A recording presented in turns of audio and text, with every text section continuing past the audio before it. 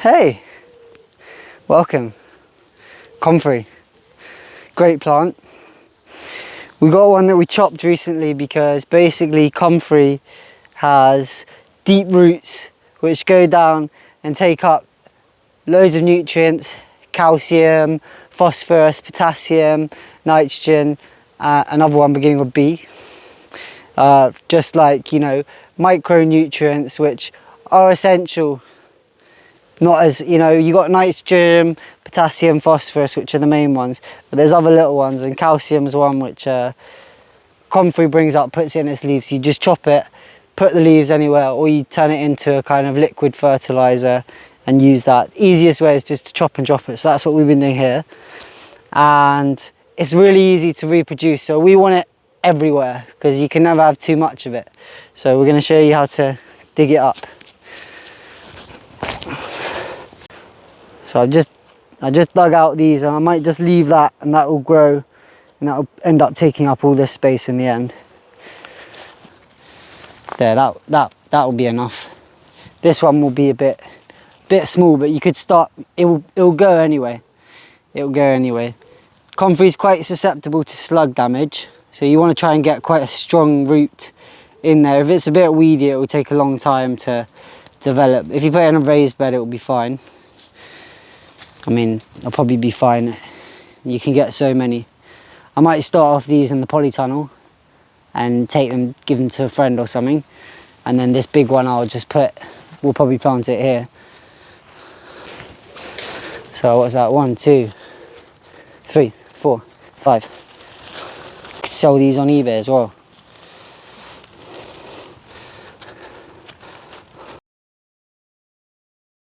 Like that?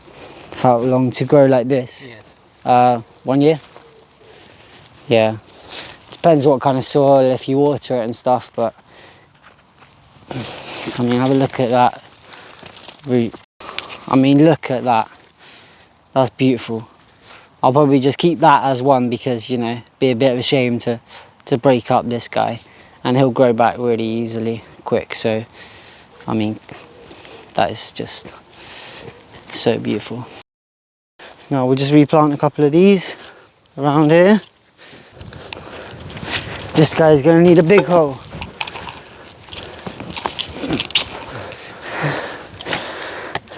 Any little, you might want to put in 2 to give it a better chance.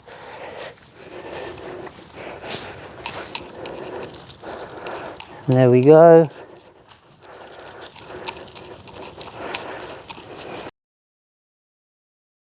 Free fertilizer. Now let's go see that mulberry.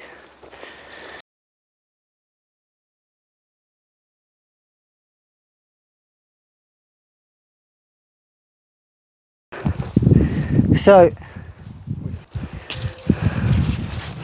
mulberry, not a very happy leaf. So, don't know exactly what it is, but I did have a quick look. Seems to be some type of potassium phosphorus deficiency rather than just autumn. So we're going to give it some love.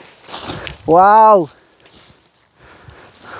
Look at those worms fornicating. Now you can tell how shit the soil is here. Look how big that comfrey is.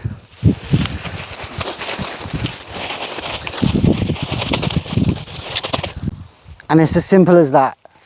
You don't have to do anything else. That will just rot down into the soil. Welcome. Here we've got a different variety of comfrey. This one is called Bocking 4, and this one is a bit more palatable, mainly to livestock. So my friend in Wales, he gave me this to feed to animals. He's going to feed it to his sheep, and I'll probably give it to the ducks that I might get next year. But for now, my sister's going to use it for medicinal purposes.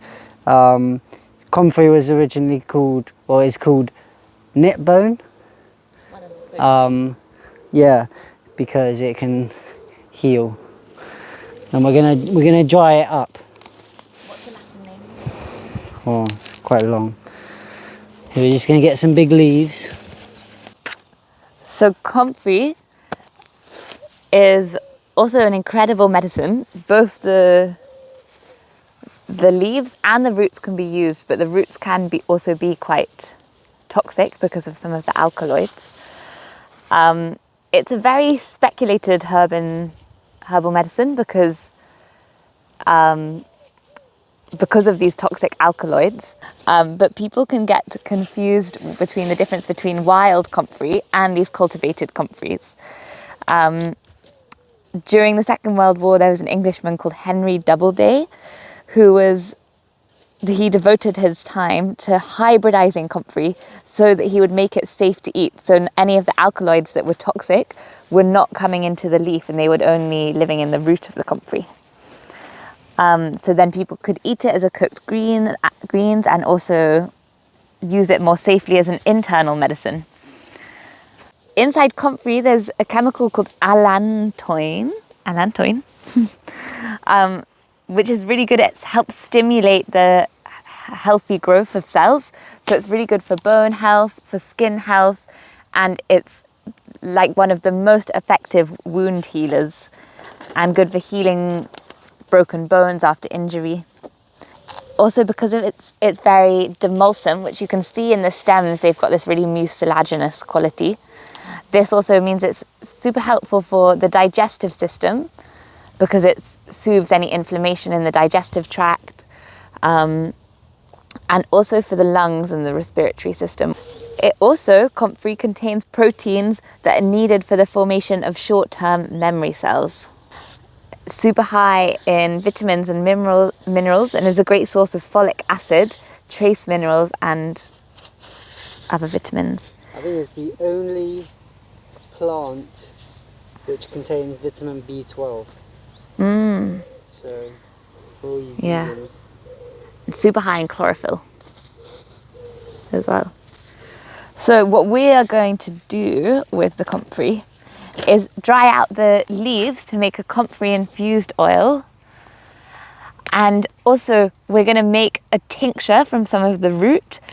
And so once our infused oil is ready, we can add some of the root tincture to the oil and make a salve which is used from the root and the leaf, so you've got all the properties. And this is to make a topical salve which will be really good to use for any injuries to the bones or any bruises or cuts or anything going on in the skin. But because it is so effective, the comfrey,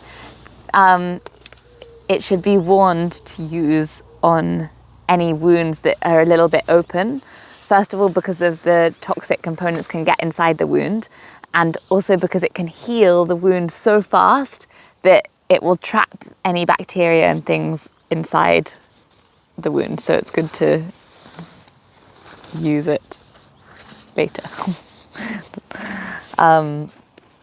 Also, it can be used as a tea for anyone who's got broken bones or anything going on in the joints, osteoarthritis or rheumatoid arthritis.